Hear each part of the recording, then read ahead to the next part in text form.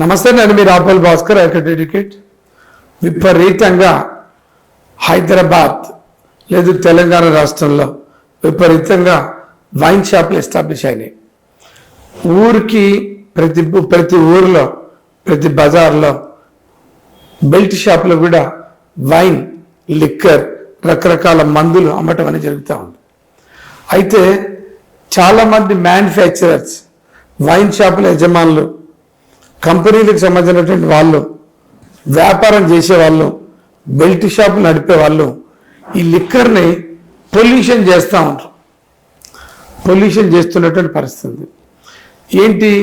ఒక Chivas Regal అనేటువంటి ఒక మెడిసిన్, ఒక లిక్కర్ ఉందనుకోండి, ఆ బాటిల్ అట్లనే ఉంటుంది. బాటిల్ ఓపెన్ చేస్తారు, దాంట్లో ఉండేటటువంటి మందుని పక్కకు పెట్టి మామూలు చీప్ లిక్కర్ లేదు మామూలు మరి మీడియంగా ఉండేటటువంటి లిక్కర్ని వాల్యూ కలిగినటువంటి బ్లెండర్, స్ప్రైట్ లాంటి వాటిని తీసుకుపోయి చివాస్ రీగల్, 100 పేపర్ ఇట్లాంటి వాటిలో కలుపుతూ మిక్స్ చేస్తూ పొల్యూట్ చేస్తున్నటువంటి పరిస్థితి. ఇట్లా చేయటం అనేది నేరం.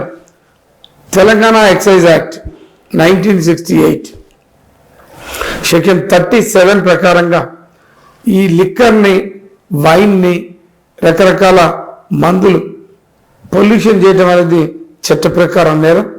సుమారు 7 సంవత్సరాల వరకు కూడా శిక్ష వేసేటటువంటి ప్రమాదం ఉంది. ఇంకా ఎవరైనా మ్యానుఫ్యాక్చర్స్ కానీ అమ్మేవాళ్ళు కానీ పొల్యూషన్ చేసి ఎవరైనా పొల్యూషన్ చేయబడినటువంటి లిక్కర్ని తాగని వ్యక్తులు చనిపోతే, చనిపోయినటువంటి వ్యక్తుల యొక్క బంధువులు కంప్లైంట్లు ఇస్తే జీవితకాలం శిక్ష పడేటువంటి ఒక యంత్రాంగం కూడా ఈ రాష్ట్రంలో ఉంది.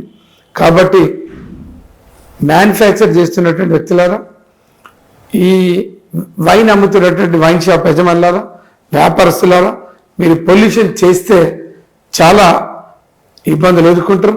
చట్ట ప్రకారం శిక్షను అనుభవించాల్సినటువంటి పరిస్థితి వస్తుంది.